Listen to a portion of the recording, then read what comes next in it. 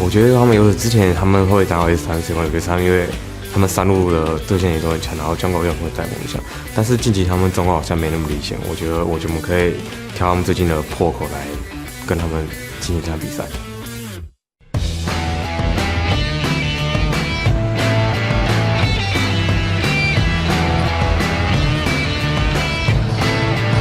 Welcome back, everyone, to the All-Stars 2014 live from the Zenith here in Paris. We, of course, only had our very first game of the Invitational, and we're going to have TPA versus SKT later on. But first, I'm very happy to be joined by CLG's jungler, Dexter, who is still in Europe, it seems, and a little birdie told me that you didn't want to miss this event. Yeah, I decided to just come and visit it, so yeah, I just came, booked my ticket 4 days ago, and then, yeah, I decided to visit it. What are your first impressions of the filled-up room and amazing crowd here? I just arrived 10 minutes ago, and I can say that the crowd is pretty awesome, and it's like the best crowd I feel so far. Wow. Another compliment for the crowd, of course. We've got a lot of games going on, very important invitational tournament. Fnatic in the first game lost to OMG. What are your overall impressions of that game and maybe for the tournament overall? I'm not sure if the first game says out anything, but yeah, Fnatic lost, and maybe the poke-comp didn't work out quite well. I didn't see anything, like everything, but yeah, Fnatic fall behind with the poke-comp, that's what I saw, and yeah, that's like, there's nothing much you can do pretty much. If we take a step back, who do you think is the strongest team in this tournament? SKT won, I think. That is clear. Korean hype train all the way. Korean hype train, of course. Monty is listening to you. So, final question for you. Obviously, the NA scene, a lot has been going on also in your own team where the new top laners come in, Seraph. What are your general impressions of the changes that are in the NA scene? I think everyone wants to go to Worlds, so they try to get as many changes in a positive way as possible. And the top 4 or top 5 right now, like you can't tell which teams are top 5, but it all seemed to have a positive effect. I'm a bit worried about TSM because they changed 2 players and X-Special was like their main initiator, and I think it will weaken them a bit, but maybe they can come out strong again. And yeah, they still have Bjergsen, and Amazing is a really good jungler, so I'm looking forward to play against him and show him who's the better European jungler. And a better German jungler as well. Yeah. In there. Well, thank you very much, Dexter. That will, of course, be very interesting to watch. But for now, we've got our next game coming up, so let's kick it back over to the guys at the desk. Thank you very much once again, Sharks. It's great to hear from Dexter as well. We are about to kick off the game between the Taipei Assassins and SK Telecom T1K. Let's talk a little bit about SKT underperforming. Big underperformance in recent weeks. And also, what are the chances of TPA picking up a win when you consider in their region, they've been undefeated in 10 games, they are playing phenomenal, and they do have that unknown factor to them. So Monty, let's kick it off on you. What's your take?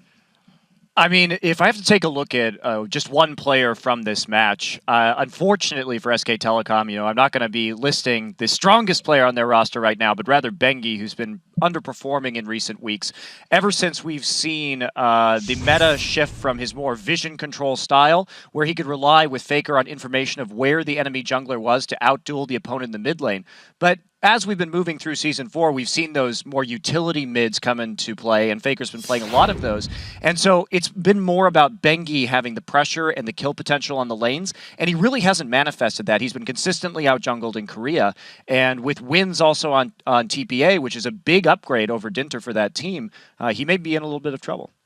And in general, an issue for SKT actually maybe goes hand in hand with the thing about Faker as well when it comes to communicating. Because as a team, the shot calling is very off. I mean, we've watched some of the replays, we've seen how they move around and how they forget to move around. Sometimes they just get stuck in one place and the other team moves around them, rotates quickly to a different lane, gets a tower, and SKT is simply too slow to react. So we need to see if there are communication issues, if the shot calling has been fixed coming into this tournament. Absolutely. Food for thought. SKT, in my mind, something we've been talking about, they hadn't adapted to the changes in the meta and the new patches. Draw comparisons to TSM. How Bjergsen was an assassin player all in, could win his lane, could win games single-handedly. Now that mechanical level of play, those style of champions are somewhat falling out of favor in terms of more team-based and rotation-based compositions, you could argue part of the reason for SKT. We'll get to that a little later. I quickly want to ask Freak for some more insight in TPA. What's your take on a team that is quite unknown in this tournament because we haven't seen them too much recently. Sure. So TPA, I think, is actually very strong where SKT is weak. Their jungler's awesome, whereas Bengi's not so much. Their actual strategic shot calling is very good where SKT is lacking. Those two things are really massive. Now, what I'm worried about for them is will they get outskilled? BB's a phenomenal AD carry, but will he lose to Piglet and Mondu? And Morning's good, but he's fighting Faker. So those are two places where it's like, look, if Wins can carry that lane, the team can out-strategically play SKT and just carry the game from there, and that's possible. You still have to look in which region they play. I mean, TPA is obviously trying their best, winning all of the matches recently or doing really well, but at the same time, SKT is still playing in Korea. I mean, you can get strategically outsmarted by teams that are just really smart at the game. If you compare that to TPA, they get away with a lot of stuff. If they have to, say they rotate from bot to mid, they have 3 chances to do that. SKT will only get 1 chance, and if they don't take that chance, they will just get out-rotated, as like Closing thoughts to Fisher? co-host likes to say. Perfect point by Crepo. I mean, the Korean teams, they know exactly how to punish mistakes. Can TPA do the same? Can Fnatic, can Cloud9 do the same thing here? If not, then SKT can get away with making some mistakes and rely on just being so strong players. Well, those questions will be answered in just a moment's time. Before we find them out, though, it is time for our panel to make their predictions. Who do you guys think is going to come out on top in this game? To Fisher, I'm going to go into my crystal ball. What are you predicting? I will go with SK Telecom. Monty? I know everybody's going to be really surprised. SK Telecom T1, baby! Yeah, well, SKT has the Bjergsen equivalent in Faker, so... As you said, Bjergsen-like? your words, not mine, actually. No, SKT T1 is going to take it. Yeah, I agree with everyone else here on the desk. SKT is looking rather strong. In general, they're still a very good team, so I think they got this. Well, unanimous once again on the board. Let's compare that to the fans' predictions. According to LOLesports.com, 84% of you guys think that SKT T1K will win this vote. A couple of TPA supporters said their team did win Season 2 a few years ago, but it was only Bebe that was with him. Anyways, you guys, remember you can predict these games with the pros by heading over to LOLesports.com, picking the teams on today's schedule that you think will win the matchups. It is time to hand the reins over to the crew over at the caster desk. Thank you very much, Quickshot. Let's get to it here. The starting lineups for our second All-Star Invitation matchup. Taking to the Rift on the blue side from the Southeast Asia's GPL, it is the Taipei Assassins, Season 2 World Champions. In the top lane is Archie. In the jungle is Wins. Morning in the mid lane. BB is the AD carry, and Jay on support. And gearing up on the red side are Korea's OGN champions SKT T1K. Up top, Impact. In the jungle, Bengi. Faker's mid. Piglet is the AD carry, and Pumendu will be supporting. And that takes us into our featured matchup in the bottom lane as the world champions from Season 2 face the reigning world champions from Season 3. BB stands as the only remaining member of that Season 2 team, and he faces one of the strongest members of SK Telecom T1K in Piglet. Yeah, not only is BB the only remaining member of the Season 2 team, but he is also the team captain, and he played a very crucial part in winning the 2014 spring season of GPL and getting TPA here through the semifinals and the final rounds, which were both a full 5 games that went on to blind pick tiebreakers. In Game 4 of the finals, BB went 14-2-17 to save his team in a miraculous comeback in the late game full item Kog'Maw build. And then he switched it up in the Game 5 and blind picked Sivir, and he actually used a single early kill to not only win his own lane, but save the rest of his team's losing lanes that were all losing by themselves, and he got them back into the game by getting global objectives, early outer turrets, and securing the dragon for them. So BB really is the one that TPA will want to get going, but he will have a really tough task against Piglet. Yeah, Piglet, he's a very focused player, and he can be very critical of his own performance as well, even when they're doing super well. When they won the Champions Winter Finals with a 3-0 record, he actually shed tears because he believed his own performance was lacking. But he still is putting up amazing numbers, just like BB. During the recent loss to CJ Frost in the NLB, he still managed to go 12-1-5 in the last game, even though they did lose that game, which still speaks to his ability to remain focused throughout the match. Well, it surely will be a fantastic game. Talking about those bottom lanes, we heard Crepo mention it there. The faker factor has to be taken into effect here. Morning did play in Katowice, put up a good show against Alexic in that first game for Taipei Assassins when they beat Gambit on day 1. But Faker is a world champion. He is a world beater. And I don't think many would argue that he is the best mid laner in the world. Yeah, well, I don't know. Crepo was saying he's maybe Bjergsen wannabe, so maybe he's obviously joking. But yes, Faker is definitely touted as probably one of the best players in the entire world. Yeah. Not only just at his position, but everywhere around. And I have to say, Morning, some people are worried about not only his champion pool, but kind of the late game decision making sometimes, getting into a bad spot. So we'll have to see if they've ironed that out. So, I mean, Taipei Assassins have had quite a break to practice for this tournament. So we don't actually know. I mean, we can go off scrim performances, and everybody's seen, you know, Cloud9 lost 3-0 to TPA. TPA managed to get wins off other teams. How much do we read into the fact that they have had so long to practice coming into this? Yeah, so it's been, you know, what, a month since their league ended. They've been able to hide a lot of things. And this has always been the Southeast Asia's advantage. Whenever they come to these world events, they're always coming in as underdogs. People underestimate them, and they continually surprise people with their strong performances. They brought in wins, as I said on Analyst X. He is a celebrated jungler in the GPL. And we'll have to see if he can actually hurt Bengi, who has been limping along with SKT. Yeah, pulled him in from their sister team, Taipei Snipers, and of course you may have seen on Gamma Bears back at the World Championship. So, bans coming through. Twitch taken out here from Piglet. LeBlanc taken away from Faker. Thresh also banned out from Boomandu. We also see the bans coming out from SK Telecom T1, which is Kassadin, Jax, and Kha'Zix, who pops in there he is. But quick lock-in, Lee Sin straight away, first pick for Taipei Assassins. Yeah, early lock in there. Could definitely be a top lane Lee Sin as well. We'll wait for that. Obviously, flex pick, but the Kha'Zix immediately banned out. That's what they use in the blind picks. Definitely don't want to give them away their first picks. Well, we do know that, of course, Shyvana will be in that top lane for Impact, and of course it will be Piglet on Lucian. Yeah, so Twitch, pretty high priority for a lot of the Asian teams. Just because of the assassination potential when there are so many movements in the mid game, looking to pick people off, and also his team fighting ability. But as we said before, Lucian is a very high priority AD carry in many regions because he's a jack of all trades, but he's actually good at all trades. He's good in every single area. Well, we do see Elise being picked up, so as you mentioned, it could well be that top lane Lee Sin. Almost certainly will be now that Elise is locked in alongside Lulu. That could be Morning, or it could be Jay. I would definitely wager that that's Morning because he loves Lulu, and his champion pool, as we said, is a little bit lacking, so they want to get him either that or something like Ziggs. Farming champion, he'll feel comfortable on this. So even going up against Faker, you want to be on one of the champions that you're most comfortable with. Well, speaking of comfort, if these champions get locked in, I feel SK Telecom are going to be feeling very comfortable. Piglet on Vayne is a champion we've seen many times destroying Vayne. Okay, then who plays Lucian? That's a very good point. I mean, that's an incredibly good point. I was actually thinking, why is that being hovered over? As soon as you mentioned it, hang on a minute. But of course they're going to switch it. Why not? They're going to keep me guessing. It will be Karma for Boomandu, and it will be Evelyn in the jungle. This is a very beastly duo lane, actually.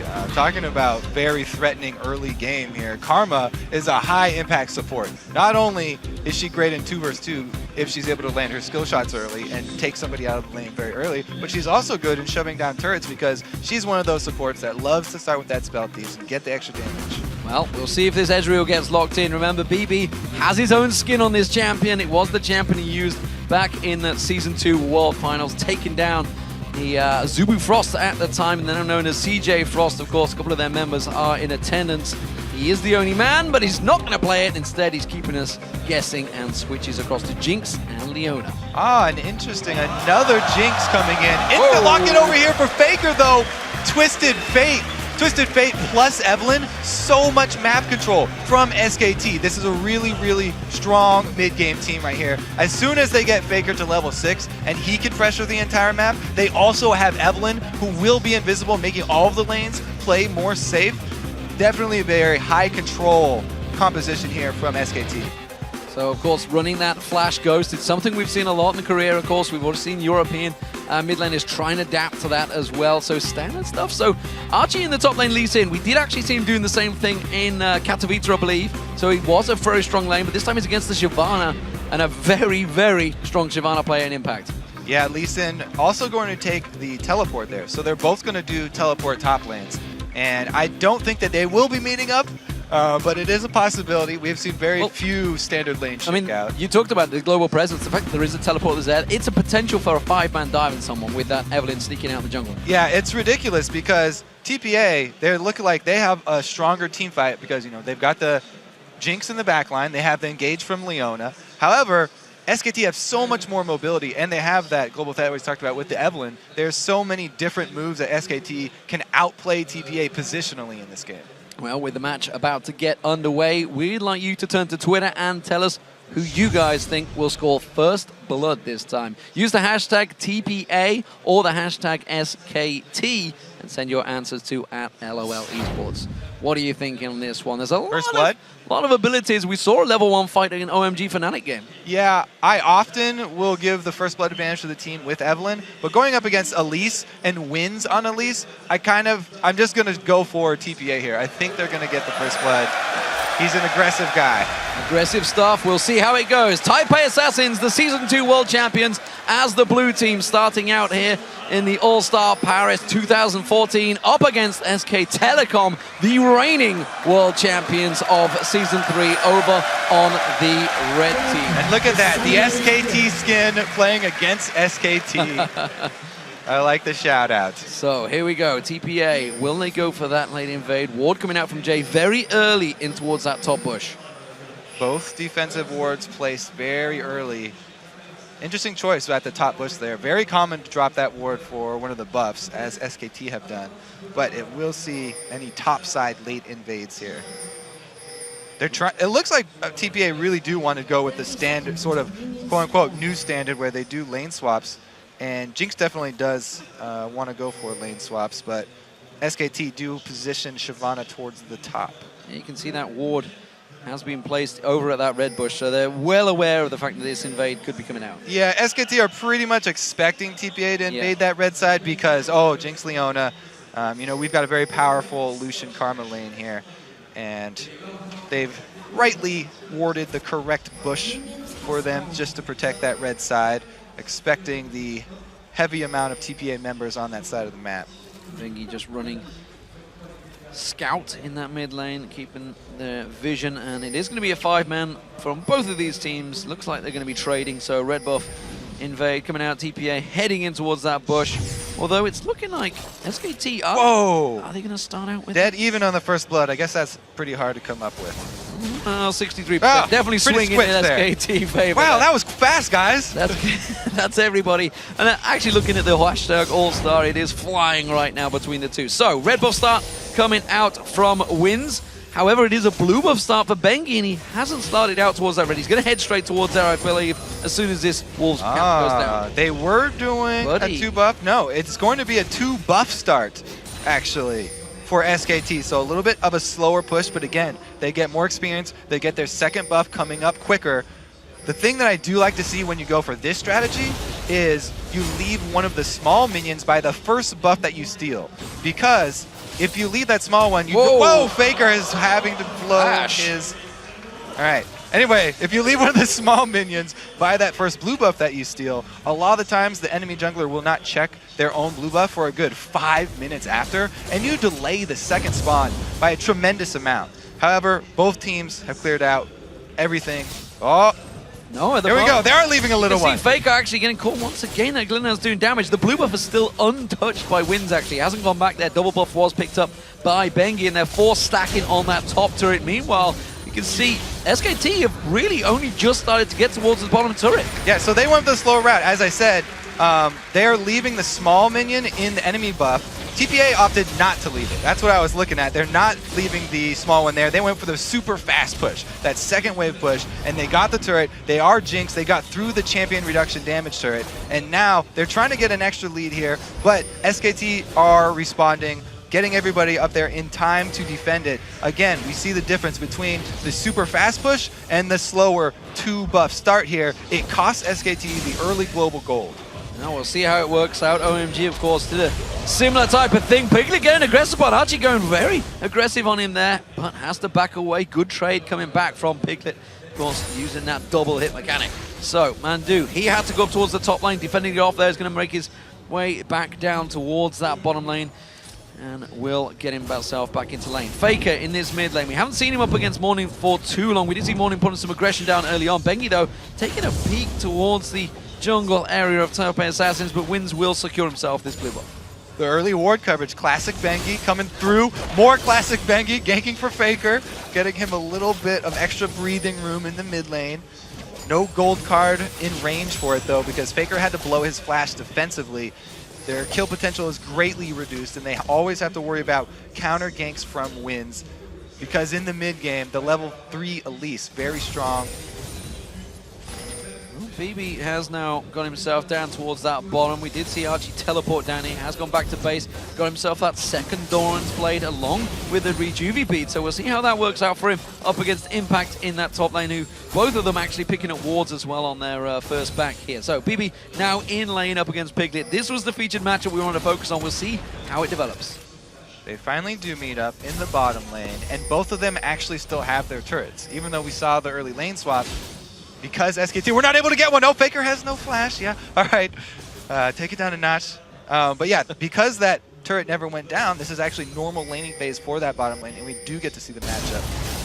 Yeah, Wins what's coming in there. Jay goes in. Zenith Blade catching on towards Piglet. Does manage to get the second stun down, but the trade is going back towards BB. Ignite has run out. Exhaust was also used from Jay on Piglet there. Back and forth trade. Now Morning in the mid lane. You can see Bengi putting damage back down towards him. And Bengi's deep ward just saw Wins as well, so he knew there was no threat of a counter gank. He was just getting some more damage, making Morning back off. They're trying to keep Faker at an acceptable level for when he hits level 6. He wants to be able to back as soon as he hits level 6. He doesn't want to back early here. He's already had to blow his flash, and he's very low on mana, so he needed a little bit support from Bengi to actually stay there. Jay trying to hold this one out. 3-man diver towards him. Does manage to get the stun down on Bengi. He's going to get taken down. Is he, though? Oh! Is he going to be able to get away from it? Bengi's trying to run away. Zenith Blade not quite back off cooldown, and the kill does come out from Piglet. That's first blood for SK Telecom. Properly executed tower dive, but it was risky. They didn't have very deep ward coverage here, and there were a couple members just recalling.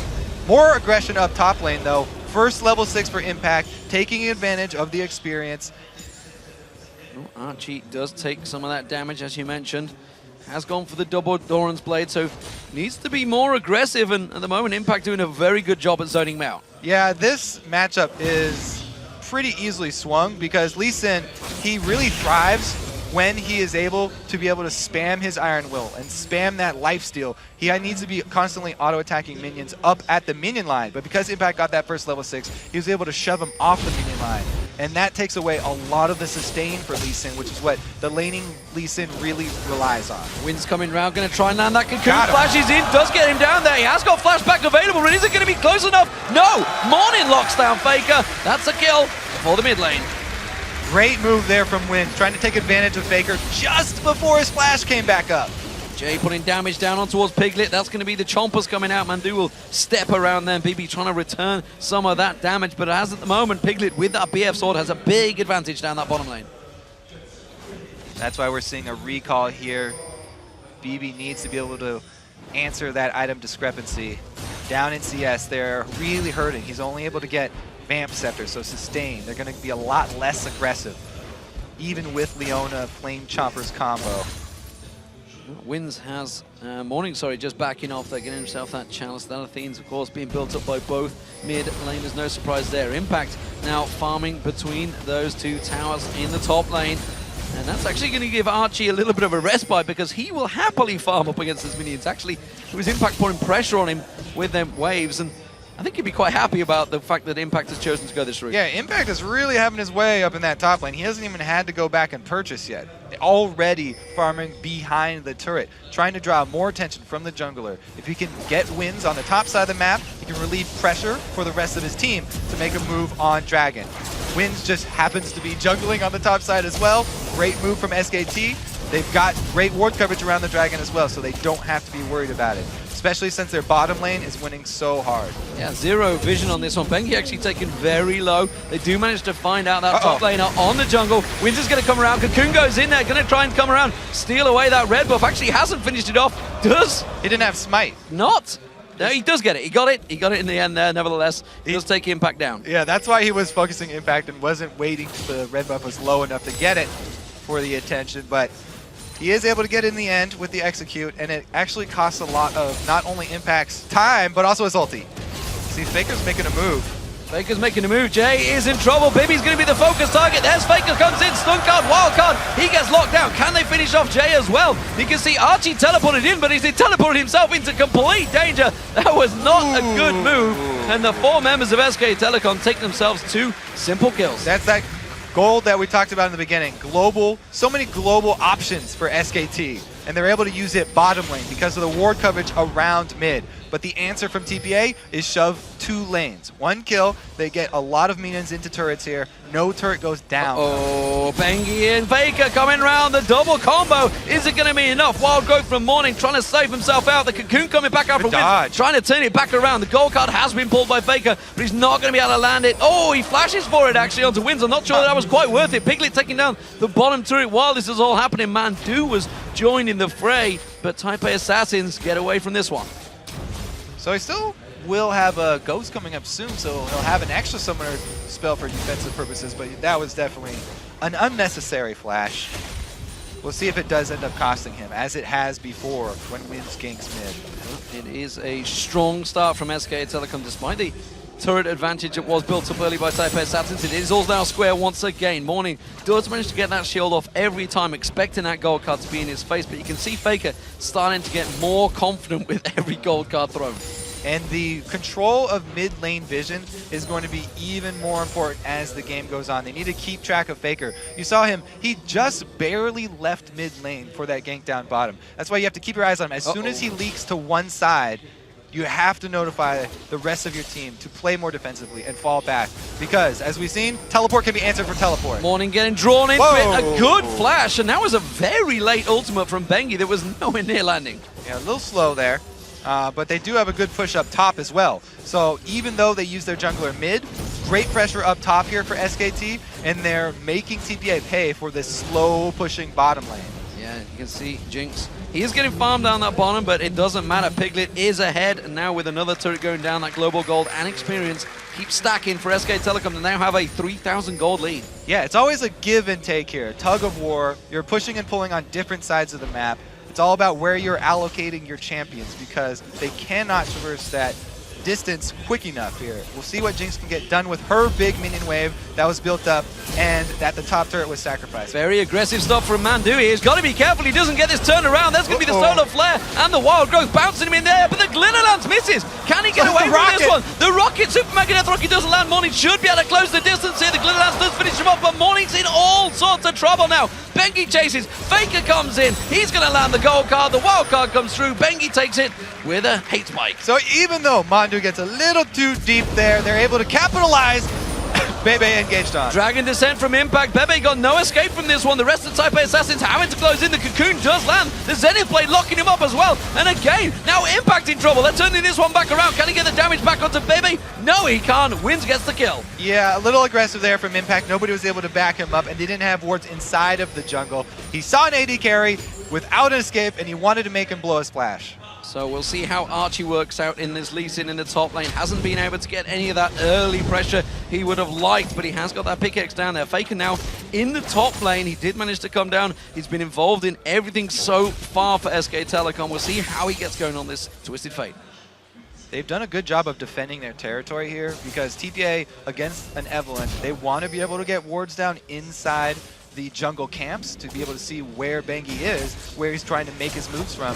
But since they haven't had any control over the jungle, they haven't been able to get any of these wards down. No really defensive pink wards except at their own buffs. So their zone of control here for TPA has been completely taken away from them. And that's what we talked about in Champion Select. This SK team has so many options. Piglet is a little bit... Oh, he's going to get spotted. JE will get caught out. That ward, he stepped straight over Wins, so he's Wins is pinged out here. He's been synced, but they did ping him. Goes straight on towards Faker. Wild Growth usually does not do enough to bounce him in the air, but the Glitter Lance does land. The second one comes through. Faker goes down to win. Bengi trying to come back in towards this one. Does manage to get the hate spike down and tries to get his ultimate off, but it's not enough to slow down Wins. Faker was just confident in his ability to juke, I guess. The red ping did go down as Wins was entering from the bottom side. But again, another successful gank from him. Faker goes down. Archie now completed that Tiamat and feeling a little bit more confident against Impact there. He saw Impact use that Bilgewater Cutlass, but went fairly even in trade and didn't fancy it this deep in enemy territory.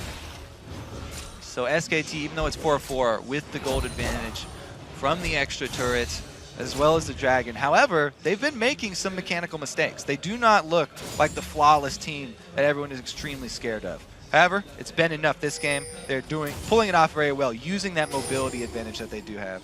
Well, at the moment, Piglet is going to get joined by his support Mandu. He's going to drive on through. So, Piglet with the big advantage actually starting to develop over BB. BB has finally got himself that BF sword. Again, Wins throwing out the Cocoon, not landing on Faker. They're trying to focus this pairing, Morning and Wins, on Faker. It is doing a fairly good job at shutting him down so far, but you can see the Dragon is now up, and this seems to be the focus of both teams. And Shyvana has actually built Beta the Ruin King first, even though there's not a real strong tank on the enemy team. So Shyvana in this Dragon fight will actually be more damage oriented and is going to be sticking to the carries very easily. If TPA actually take this fight, it's going to be dangerous. SKT already pink warding this Dragon. They're prepping for it. They're trying to get the vision advantage around Dragon before they have to start it off. Well, you're going to get them wards cleared out. Morning in there. Piglet and Bengi making their move back down towards the bottom. Actually, Mandu's off on his own. And actually they're focusing. All the pings from TPA are on this mid turret, and that's where they're going. Faker's forced to back away. Great call from them. They don't want to start that Dragon fight. SKT are too far ahead, and they have the teleport on Shyvana. So instead, they shove up mid, they get some of that gold back, and they take away a lot of that control, where SKT are making a lot of their plays from the mid lane, from Faker, using that mid lane turret as his home base, and then threatening to teleport either top or bottom. Now it's going to be much more difficult for Faker to pull those off. Two top laners are still sitting with teleport. You can see that Archie, it is pronounced Archie by the way, ladies and gentlemen. I'm aware there is another Archie in Team Fire at the moment, I believe it is, but they are both pronounced the same. They're not the same person though, I should be clear on that one. Has got himself the Tiamat and the Giant Spell. Dragon though being picked up by SK Telecom, and TPA slow to react. Double pink wards for them, give them the confidence. Bengi at half though. Execute on that rocket, not quite enough. Does land on Bengi, took him pretty low, but nobody was really following through from TPA. And Faker, again, he's rotating up top. He went through his own jungle this time. And there it is, the ulti. Does manage to flash away. Has he got far enough away? The kick does not land. He trying to knock upon Faker. Faker does land the gold card. Archie in all sorts of trouble. Will go down from this one. You can see he had the support coming around, but it was not there quick enough, and that was a good, clean gank from SK Telecom. Yeah, very impressive TF play so far from Faker. He actually goes into his own territory, knowing that TPA have not been able to get those deep wards down to make a clear path for him to use his ulti up top. The culling on Jay, not quite enough to finish him off. The double tap from Piglet, again also landing on there, but they didn't have enough cooldowns to lock him up. Bengi going to get spotted by the ping ward here. Morning catching on towards him. Glitter Lances are good, but Bengi has the ability to run out of that one. Couldn't quite lock him down. Wins is now coming around on towards Impact, and actually getting pinged on. Archie fancies this one. Wins using his sweeper just to make sure, but it's already been done, and now the ward is going to stay there. He knows that it's there, and they can try and work around it, though. Oh, that Glitter Lance not landing from Morning there onto Mandu, and he will clear out that pink ward. That's a expensive investment. Bengi going looking in the jungle, and actually will find Jay. Did get pinged out. I wonder if Jay's going to try and blind shot across there. No, he's not, and Bengi will step away. This vision battle is going back and forth, and you can see a lot of ping wards from SK Telecom, and again, they are focusing, trying to focus on Morning. You can actually only have one on the map at all times, but they've got 4 down and 2 in inventory, so they've got an extra one. As soon as one of those does go down, Mandu's going to be able to replace it, and they're going to get another True Sight down. With that investment, we'll see how it works out. Of course, the items being picked up by Type A Assassins don't counter it. There is a 4,000 gold differential between these two teams, and SK Telecom stacking up nicely in this mid lane. They will take the turret down. Archie's all behind them, but I'm not sure he wants to go diving into 5 members of SK Telecom. It's just so dangerous for them to go outside of their territory at all. with the Evelyn and the Twisted Fate and the Teleport Shyvana with early Blade, they've got so much pick potential on SKT and so much great warding that they have the vision to actually make the correct choice every single time. With 4 members. Oh, Solar Flare lands, but it's not enough to shut down Mandu. He does flash away from that one. Mandu being able to escape the minion wave was with TPA, but again, great clearance. You can see those wildcards from Faker just locking everything down. They're going to try and make a move, transition down towards the bottom lane, or translation as we'd like to call it. Pink ward was getting cleared out by TPA, but again, they don't fancy it because they're leaving themselves exposed in the middle. They've got one of the pink wards down. It's a very, very long battle they're going to have to wage, though, to take all this SKT vision away from their side of the jungle. And it would just get replaced straight away. There it is. Managed to place those wards from their inventory, and there we go. Faker just placing his own one back again on the mid lane there. So Archie actually having to cut off. Impact has been kind of free farming in this top lane. Archie's doing a good job of farming himself, keeping up with him, but surely in the grand scheme of things, a Lee Sin up against a Shyvana. Shyvana is going to come out on top as this game starts to go late. Yeah, Impact feeling really good about his position, and that's great for SKT because he is huge for them. They're relying on Shyvana and Evelyn flanks to really get the good engages towards the late game. Faker coming in to try and defend Mandu. Mandu goes down, the culling coming out though, double teleport coming in, and you can see this is the possible global presence. Archie is there just over the side, does manage to land the kick, goes in on Impact. He's 3 members, kicked out Faker, but nobody's with him, and Archie gets to safeguard away. They're locked up in the side, Bengi. Now we can see the Solar Flare, that's going to try and slow them down. Faker does manage to land the stun card on Morning. Morning taking the wild card as well, having to step away. They catch the slow back on towards Impact. Pop the cook, does not quite land. Piglet taking no solo. Life stealing off the golems, but BB flashes in for it, gets himself the kill, and it was a very close exchange between the two. I think it was a 2-for-1 in the end. So they saw Bengi coming down for the flank at the exact same time that Archie decides to take the Lee Sin Q in. Initially, though, start this off by taking down Fumandu. And yes, they are able to burn both globals from SKT. Faker comes in, Impact comes in. Initially, this is a great win for them, and they could back off. But because Lee Sin decides to go in here, the rest of the team actually changing their focus and going up towards this top, they trade Archie for Bengi. And even though Wins is trying to protect Archie here, give him a way out and give him a cocoon, not enough. Well, with them kills coming through, you can see Morning clearing out those waves once again. Dragon up in around about 30 seconds, well, 46 seconds. You can see it in the top corner there, so it's not available. TPA getting the kills, but again, no objectives to take for them. This is a very similar position to Fnatic, actually, as they managed to start picking up those kills. They are still 4,000 gold behind as well. Yeah, TPA, they're in a hard position because they need a lot of vision around their own jungle. SKT are looking to get those flanks from the Shyvana, from the Evelyn, and then teleport in with a global.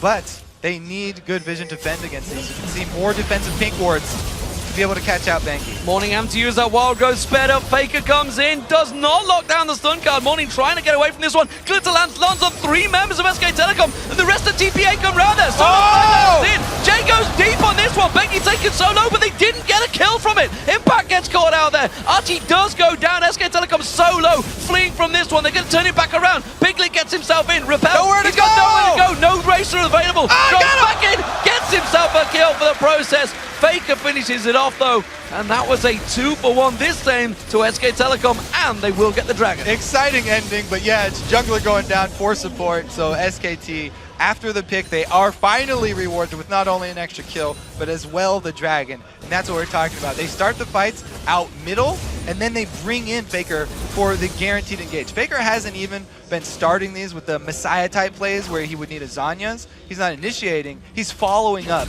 the initial fight, and just coming in with the gold card, with the Death Cap Rush, so he's got more ability power to take somebody out as soon as he arrives for the secondary engage.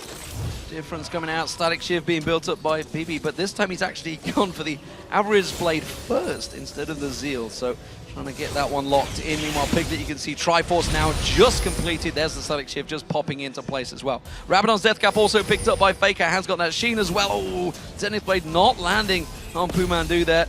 Jay not quite locking him up this time. Still, both teams are fairly bloodthirsty in this game. 8 kills apiece in just 24 minutes. Yeah, TPA are trying to make moves, but there's wave clear on SKT, there are globals on SKT, and there's also invisible champions on SKT. So they can catch you out, and they can get that hard engage. Faker has actually gone for the Sheen next, looking for the tower pushing power. Lichbane eventually, but SKT actually are fine with just trying to defend mid, letting Faker get small advantages, split pushing down bottom. He has to get pretty close though, be able to use that TF teleport. That's why he's walking up through the jungle. Uses the Destiny. Is he going to be close enough? There he is, joining the fray. He's going to get caught out by Solar Flare straight away. Bengi taken low, but they have to back out of that. And the Archie going down again. Wins being chased down. Impact trying to catch on towards him. Stun card pulled by Faker. Does land it. That's going to be Wins going down. And it's a 2-for-0 to SK Telecom. Again, TPA trying to make a move, shoving up mid, but SKT playing with the TF so well. Starting the fight, then Faker comes in for the stun, get another couple kills. So, Baron looks like it may well be the focus for SK Telecom. They're rotating up there. No jungler, of course, for Type A Assassins, and this one should get picked up fairly cleanly. Bibby has not got Super Mega Death Rocket either. Wins has not got Wild Growth. He's going to have to simply poke at it with Wild Growth. Oh, Jay goes aggressive. He does actually draw them away at the moment. Solar Flare is not available either. They're simply trying to run interference. They're on SK Telecom. fairly well. They're doing a good job here. The damage going down, but there is the Baron. Now Jay's actually going to get locked up. Has to flash out. Glitterlance again catching 3 members of SK Telecom, but Type A Assassins don't quite do enough, and that's a Baron for SK Telecom. Good news for TPA is that they do have the Stag Shiv for BB now, so they have a little bit more wave clear to work with, because they are definitely going to be on the defensive. This is very hard for them to come back. They're hoping for a misplay from SKT at this point. Speaking of hard, I want to be hard on the top laner for Type A Assassins. This was a first lock choice. Lee Sin, he's 0-5-1 right now, had 0 impact, honestly, on the game.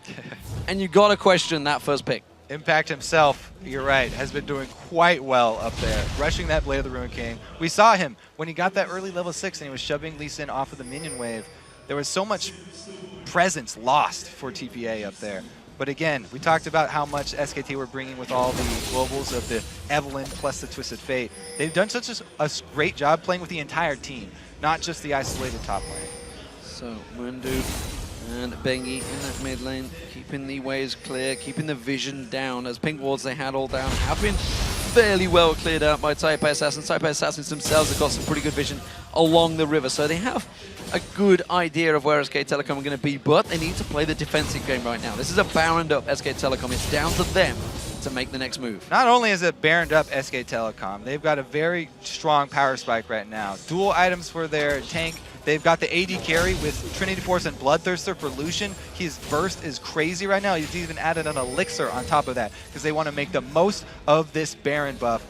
We'll see how many towers they can actually get. They might be able to crack one of the inhibitor turrets. Going with that split push, 1-3-1 style split push. Blade Shyvana that does have teleport. And as we mentioned, Faker trying to get that turret damage going. Lichbane, third item. I'm actually looking towards Morning, seeing which way he is going to go. Hasn't got that death cap down. Archie caught out. Has to use his ward to safeguard away. Quickly kicks Impact. He wanted to send him the wrong way. That was not what he wanted to do. And that will be Archie going down to Impact. 0-6-1. He is having a very rough game. And compounding the fact that he's had a rough game is that he's spent a lot of money on mobility here. Boots of mobility, upgraded already as well. Wind's actually getting into trouble now. He's got nowhere to repel to. He's just going to drop straight down on Mandu. Faker's actually coming in. Does manage to get the wild growth off. Saves Wins for now. But he steps back in there. Morning also having to back off. That Faker down that bottom lane. Still keeping that bottom turret. Taking it down. The minion wave will come in. That's the mid turret as well being picked up as the top turret. SK Telecom taking all 3 inner turrets in one clean swoop. I don't know. It just seems like so much to keep track of for one team. An Evelynn in itself is already ridiculously hard. It's almost a team effort that you have to do to keep track of her. And then adding a TF into that you also have to keep track of.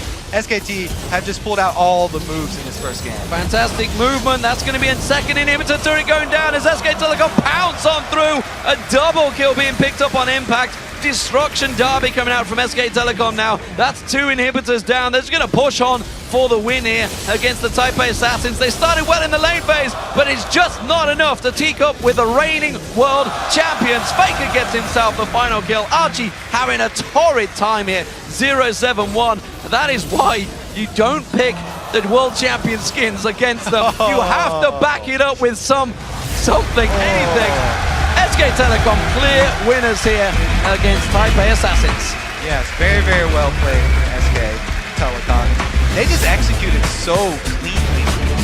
The first few TF ultimates, both finding their marks, rotating so quickly, it didn't even look like a rotation.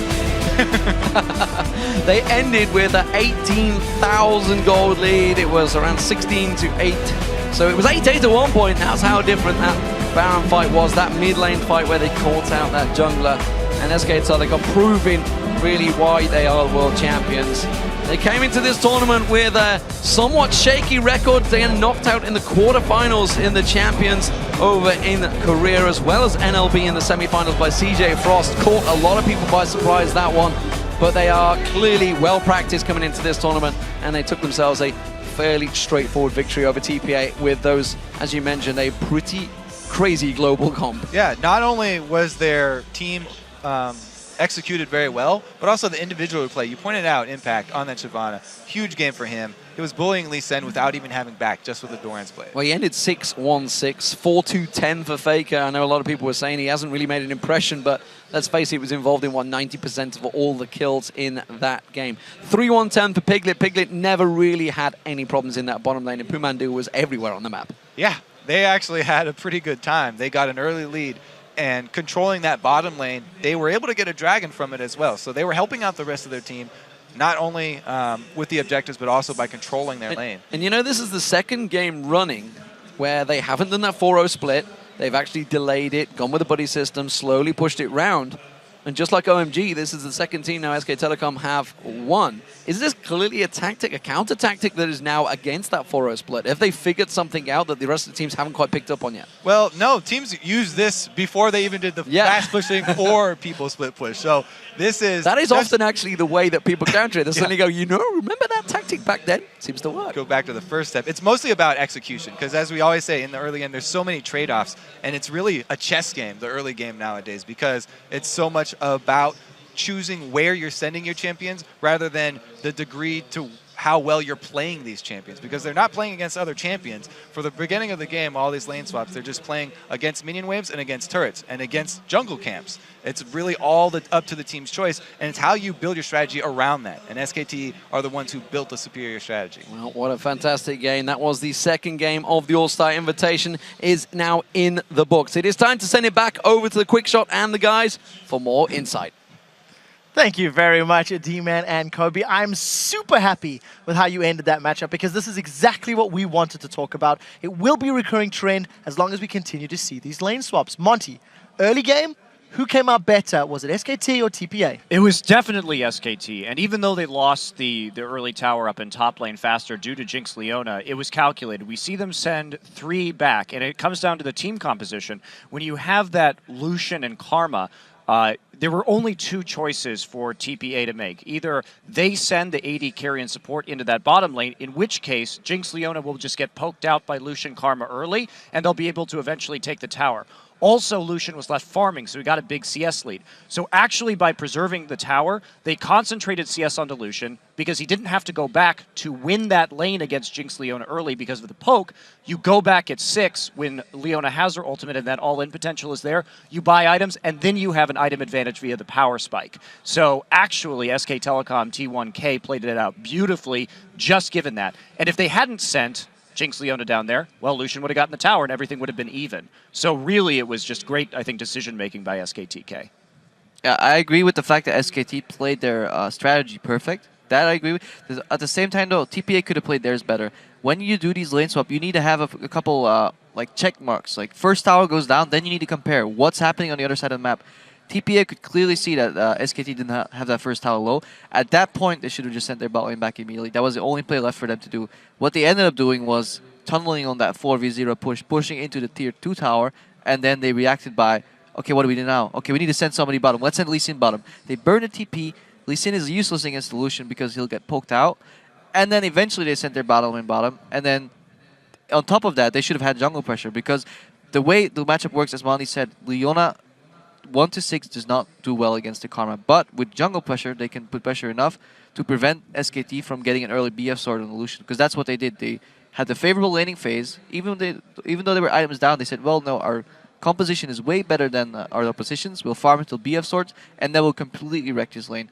So I still don't agree that SKT's strategy was better, but I do agree that they executed flawlessly, and TPA did not. Yeah, because it's worth pointing out that when you got to the 2v2 lane, you've got a 2v2 lane with basically equal levels. Leona got boots of speed, so she can get in there for the engages. So if you've got an Elise coming in, you're going to CC the Karma or the Lucian, which happened. You saw them do a 2-on-2 all-in, and okay, they lost the fight because of champions, right? You have double longsword on Jinx as well. Like, they recalled back, had same gold, showed up into the lane with more items, and like, these are the elements of which to win Lucian a fight. stayed, actually. Lucian actually did not get a basin. That's what I mean. That's what I mean. Like, the TPA sent 2 guys top, they recalled, got and showed up to lane, and you have a guy who's 2 longswords up in lane against you. You should be able to capitalize on that.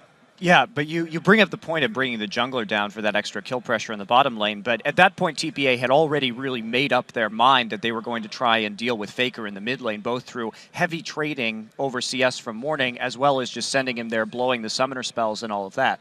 And that's what's so scary about SKTK, though, is you can shut down Faker. Teams have tried to do this, but there's always someone else on this team to pick up the slack. Yeah, at the end of the day, it really felt like SK Telecom just continued to grow their lead. They weren't necessarily doing massive plays, but they just kept growing a goal lead, they grew a kill lead. They had a very good map presence and control as the game went on, regardless of the fact that TPA did manage to shut down Faker early. They put some pressure on him, some individual plays. Well, yes, they forced his flash, they killed him with the gank, but he actually was ahead in farm throughout the entire game because Morning focused more on hitting Faker than actually taking CS. So Faker managed to do well. Actually, I believe by the 20-minute mark, he was 50 CS ahead or something. So he did well, even though he was pressured early.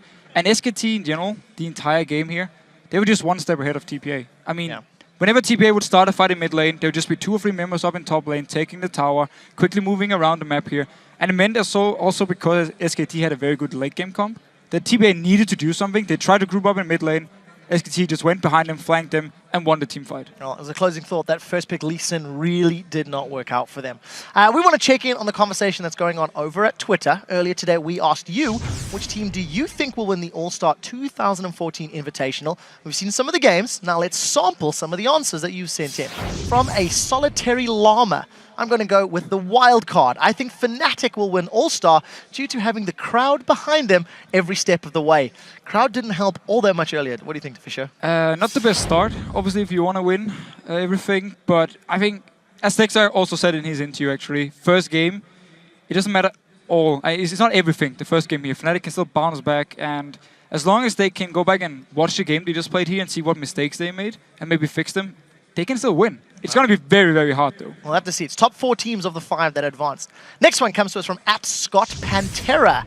I think OMG will win. Remember, they are the only team to take a game from SKT at Worlds, and they are 1-0 up in the group stage. What do you think, Freak? I think OMG, they're still strong. You saw SKT bit off way more than they can chew. Like, they had a lot of really weird engages. Like, I still think they're a little bit weak here. OMG was on point. They played their style. We saw it in game 1. They're still awesome. All right, we'll see how it works out.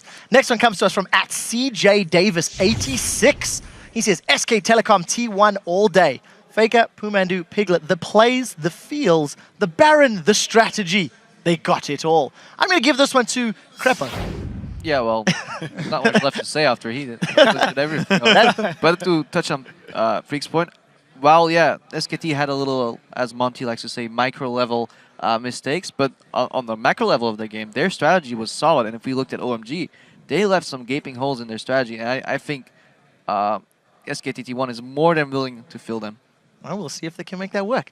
Next one comes to us from @TenzoLol. I think C9 has something to prove to everyone outside of North America after Worlds. All aboard the C9 hype train and get well high.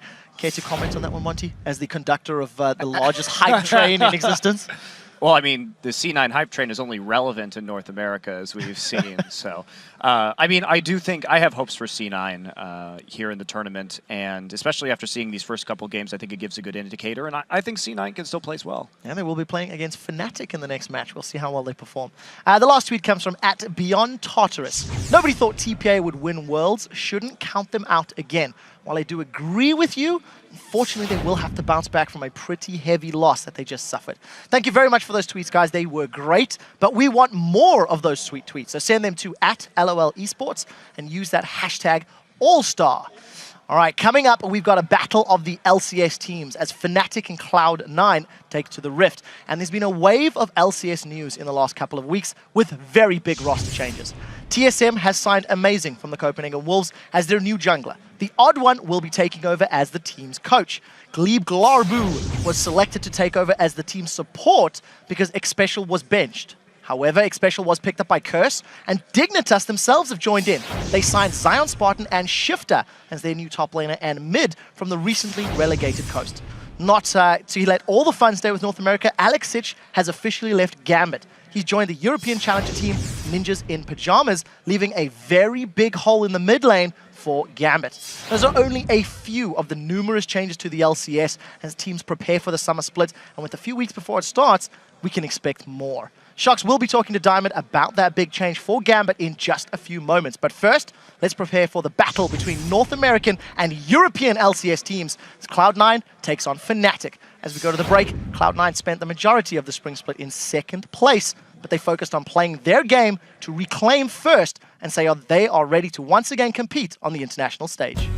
We're really excited to go to Paris because we've been seeing a lot of Europe lately from all these international tournaments, which is really cool to do. I never really thought I'd see all this through gaming. Even if we don't win, I think it'll be a really good time to get to explore Paris and play against really good teams.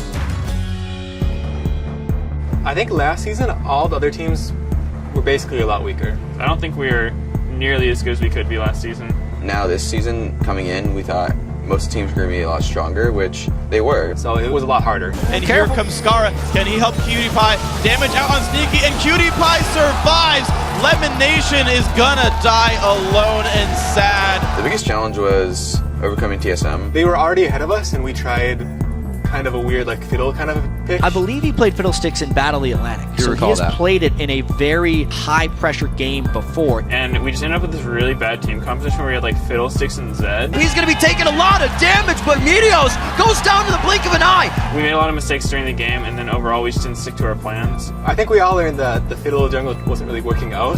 An amazing game, Team Solo Mid, going to take sole possession of first place over Cloud9. When TSM had the lead over us, it didn't feel too bad because we know that we don't have targets on our back anymore. When you're first place, it's easy to get complacent and it's hard to like see where you need to improve on. But when you're second, you're always you know you're doing well, but you're not doing the best. So it's just a lot of motivation to keep getting better. You always take each game one game at a time, and regardless of whatever your score is, each game is important. We didn't actually notice we were on a winning streak until we had like 10 games won or something. You guys are now on a 10-game winning streak. Do you feel a little disrespected at all by the fans because you guys have just been at the top, but no one's really noticing?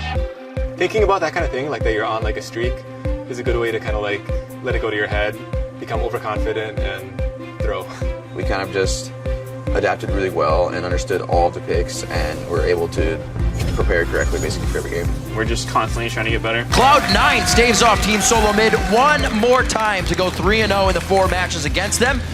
Cloud9 is going to be more than happy to keep sole possession of first place.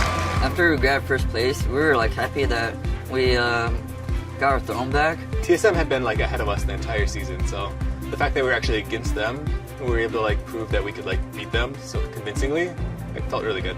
Beating the MVP of the season is always a good thing. Not until the very end of the season did I know that we'd actually, I don't know, be as successful as we ended up being. 2 kills, make that 4 kills, make that almost everyone going down. Cloud9 gonna end the series, and they are the North American champions. We dominated every team at playoffs, so now we're first and going to All-Stars. If you win Paris, it basically shows that you're like the top team in the entire world, which is huge. If we do well, we can say, oh, NA is the best, and if we do bad, everyone will say NA sucks. So there's a lot of weight on our shoulders, and we'll give it our best. I'm excited to also play all the best teams in the world. We get to go get more international experience. It's going to be really cool because we're going to get to play an SKT who, for the longest time, has been the best. Well, since we last spoke, Hai had an injury, his lung collapsed, so we have Link subbing in from CLG. We wanted Link over the other mid laners because they almost have the same playstyle. I've just been kind of like talking to everyone as much as possible. So whether it's like talking to their analyst Charlie or talking to like, you know, the teammates or even Hai himself, I've been just trying to get a grasp of like how they play. Link kind of just fit the role compared to a lot of other mid laners. Hai fills the role of shot calling in our team, and Link does sort of the same for CLG. If you don't play like the way Hai does on this team, I feel like it's just not as effective. So I've been really trying hard to just kind of adjust and try to mold myself into like the way Hai plays.